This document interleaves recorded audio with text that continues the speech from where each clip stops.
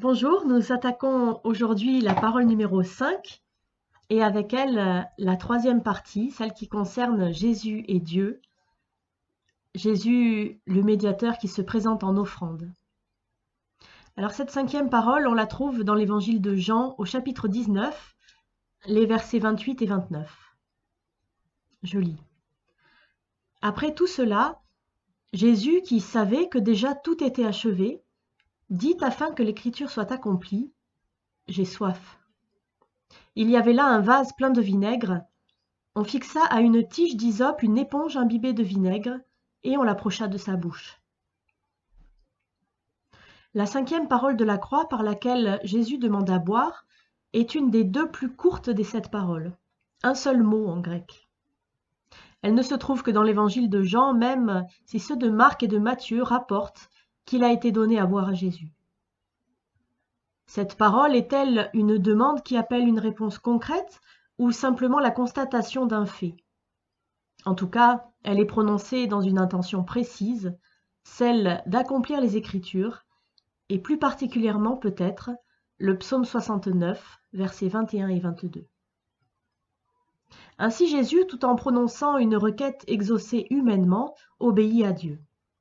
Tout au long de sa mission, Jésus sert Dieu de façon parfaite en tout. Quel est le sens exact de cette parole? Pourquoi Jésus agit-il ainsi s'il sait déjà, comme le précise Jean, que tout est achevé?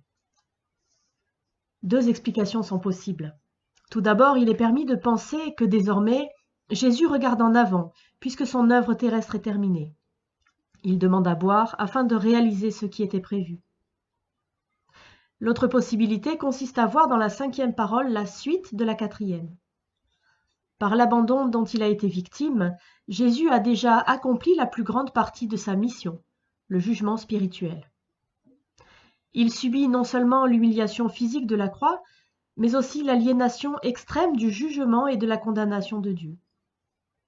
Après cette expérience de l'enfer, Jésus s'abandonne à Dieu.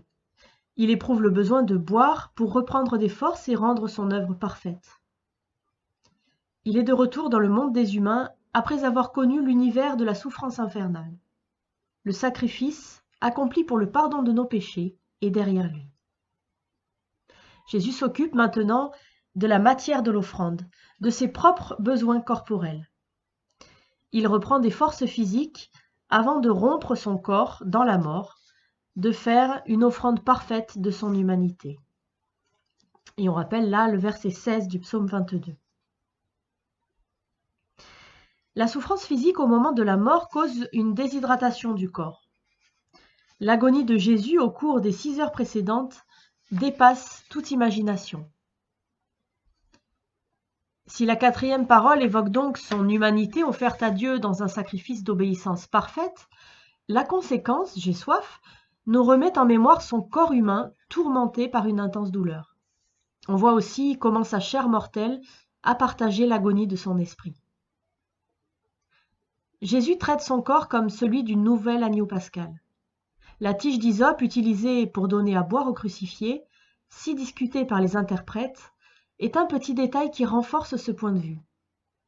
En effet, les enfants d'Israël se sont servis d'un rameau d'hysope pour appliquer le sang de l'agneau sur leurs portes et protéger ainsi leur maison lors des événements de la première Pâque, au moment de la sortie d'Égypte. Vous trouvez ce récit dans le livre de l'Exode au chapitre 12. Il importe de bien percevoir le sens littéral et matériel de cette cinquième parole, c'est-à-dire quelle importance l'humanité de Jésus revêt pour l'œuvre globale du salut. Seul importe de savoir comment Jésus a servi Dieu dans sa nature humaine, comment ses besoins physiques eux-mêmes ont été une offrande parfaite à Dieu. C'est là que surgit la question de l'innocence de Jésus. Comment Jésus a-t-il vécu comme un homme parmi les humains, sans succomber à la tentation, sans satisfaire de mauvais désirs et les faiblesses de la chair, sans perdre son innocence? Nous allons examiner ces aspects de l'humanité de Jésus. Nous verrons ensuite que les mots « j'ai soif » ont aussi un sens spirituel qui ne fait pas violence à leur signification matérielle. L'Écriture parle de l'innocence de Jésus-Christ, par exemple en Luc 9, 47 ou encore Hébreux 7, verset 26. Mais comment Jésus a-t-il pu sonder les pensées mauvaises du cœur humain, tout en restant lui-même parfaitement saint? Grave question. Pour être acceptable, l'offrande de son humanité à Dieu doit en effet être sans défaut. L'Ancien Testament insiste sur ce point dans les pages consacrées au sacrifice, les chapitres 21 et 22 du livre du Lévitique. Jésus a connu un développement normal, aussi bien physique que moral et spirituel. Pourtant, ce développement a été différent de celui des autres, car la personnalité humaine de Jésus, consciente et inconsciente, a mûri sans être atteinte par le péché. Mais cette perfection n'implique pas l'élimination de limitations liées à l'accomplissement de la tâche que Dieu a confiée à son Fils. Le Sauveur est venu instaurer une humanité nouvelle en apprenant l'obéissance par ce qu'il a souffert. Hébreux 5, verset 8. Cette obéissance suppose un effort et une maturation au plan de l'intelligence, de la volonté et des émotions, ainsi qu'une participation aux peines ordinaires des humains. La mission de Christ est spécifique. C'est le rachat de l'homme déchu par sa faute et l'établissement d'une alliance nouvelle. Voilà pourquoi il ne s'est pas marié, par exemple. Il n'est pas venu obéir au mandat donné par Dieu lors de la création. Ce n'était pas là sa mission. Le Fils de Dieu a revêtu la nature humaine afin de sauver les hommes. L'union de ces deux natures en sa personne est profonde et exclut toute union personnelle avec un autre être humain, comme par exemple dans le mariage. La satisfaction de besoins comme la faim, la soif, le sommeil et la recherche de bien-être ou de plaisir matériel, physique ou psychologique ne constituent pas pour lui une fin en soi. Ces besoins expriment l'union de ces deux natures, afin de mettre la création au service de son ministère de médiateur pour la gloire de Dieu. Par sa soumission totale à la volonté divine, y compris dans le domaine de la sexualité ou de l'alimentation, Christ a été élevé à la perfection. La croix est le point culminant d'un processus dans lequel Jésus, avec son humanité innocente, s'est engagé afin d'assumer le péché des hommes. La perfection de Jésus s'exprime dans une complète obéissance et le souci d'accomplir totalement la mission qu'il a reçue du Père. Ainsi, Christ, dont l'innocence signifie qu'il a accepté de ne rien faire de mal, est un modèle d'humanité équilibrée et saine dans ses aspirations. Il restitue aux éléments de la création leur finalité originelle, dans un service sans partage offert à Dieu. Et il donne la mesure de l'écart que le péché a introduit entre une humanité saine et la nôtre. Deux affirmations sur la personne de Jésus. Il est pleinement Dieu et pleinement homme. Dans l'incarnation, en effet, deux natures humaines et divines se sont unies. Que faut-il entendre dans ce contexte par nature humaine? Un être humain, une créature de Dieu, n'est pas nécessairement, au départ en tout cas, un être pécheur. Parmi tous les éléments constitutifs de la nature humaine lors de la création, le péché était absent, même s'il est vrai que depuis la chute, tous les hommes naissent pécheurs, sauf Jésus. En venant dans le monde, la parole a revêtu la nature humaine à l'exception du péché. Jésus est le seul à ne pas faire le mal. Tout comme l'humanité de Jésus a été réelle, sa tentation l'a été aussi. Pourtant, cette tentation ne doit rien au péché du cœur et ne provient pas d'une nature corrompue, comme c'est notre cas. À la différence de nous, Jésus a été dépourvu de tout instinct à faire le mal. Les tentations auxquelles Jésus a dû faire face sont venues de l'extérieur, et il a résisté à leur pression. Jésus n'a pas été conditionné par le péché. Comment comprendre cela? Il est certain que dans son humanité, Jésus a su ce qu'implique l'aspect sexuel positif ou négatif des relations humaines, ou encore la violence, ou le vol, ou on pourrait continuer la liste. Rien du comportement de ses contemporains, ni de leur motivation ne lui a échappé, car il savait très bien ce qui est en l'homme. Et l'Écriture nous dit que Jésus connaissait le cœur de l'homme. Il a certainement su apprécier la beauté, par exemple, mais il est absurde de penser que Jésus ait pu convoiter. Il aurait en effet transgressé le 7e commandement, et donc aussi sa propre parole, comme il la reprend en Matthieu 5, verset 28. Les tentations subies par Jésus au désert, dont l'objectif était de le détourner de sa mission, à savoir accomplir le salut pour lequel il est venu, appellent le même type de remarque. Jésus a résisté aux offres de Satan, il a repoussé toute pensée de convoitise. De même, étant donné l'œuvre qu'il lui faut achever, Jésus peut prononcer cette parole, « J'ai soif ». Il n'ignore pas qu'en certaines circonstances, cette demande est synonyme de péché, comme cela est arrivé à Réphidim, et avec quelles conséquences pour les Israélites, quand ils ont tenté l'Éternel en disant à Moïse et à Aaron « Donnez-nous de l'eau à boire ». Dieu lui-même a dû intervenir. Moïse a frappé le rocher afin que l'eau sorte et que le peuple boive. Ce récit se trouve dans Exode au chapitre 17. À la croix, c'est celui qui a soif qui est frappé pour donner l'eau de la vie. Dire « j'ai soif » dans un acte de désobéissance et sauver son peuple, lui, serait impossible. Ainsi, Jésus ne pêche pas et il ne tente pas Dieu non plus dans sa demande. Il faut bien distinguer la tentation et le péché. En elle-même, la tentation ou l'expression de la fragilité humaine, comme avoir soif, ne sont pas synonymes de péché. Être tenté ou assailli par l'idée d'action mauvaise, c'est-à-dire contraire au commandement de Dieu, est une chose, succomber à la tentation en est une autre. La tentation devient péché dès lors que la volonté ou le désir succède à l'information. En fait, on pourrait dire qu'accueillir positivement une mauvaise idée, c'est déjà pécher volontairement. Et c'est ce point de non-retour que Jésus, selon la confession biblique, n'a jamais franchi. La tentation, lorsqu'elle s'est présentée à lui, a été éjectée de sa conscience avant même d'y avoir allumé l'étincelle de la convoitise. Tant était fort son désir saint de servir entièrement Dieu et son prochain. Il a été tenté comme nous à tous égards, sans péché. Par ce verset, on voit que Jésus a connu tous les aspects de la vie humaine, y compris la tentation et la mort.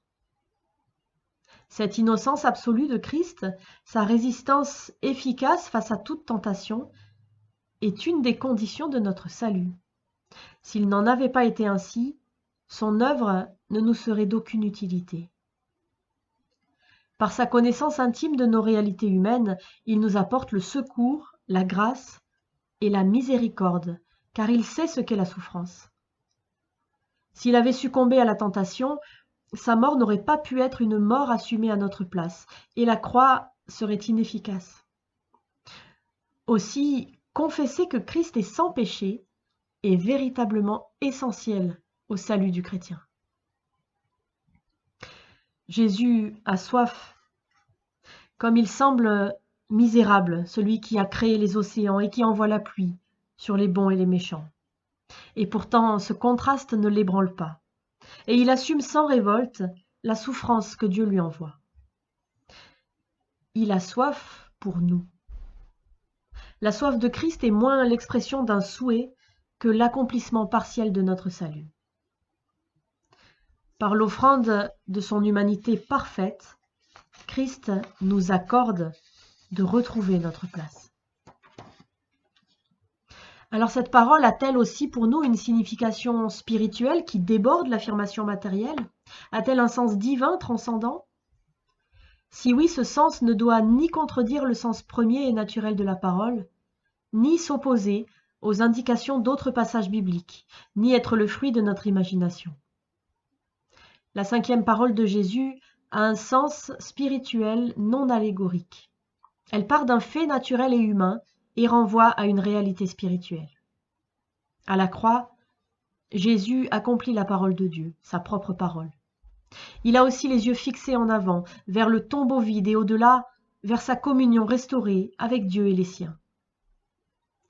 La soif qu'il éprouve dans son agonie et la proximité de sa mort lui rappellent les promesses de Dieu au sujet de la joie qu'il va retrouver.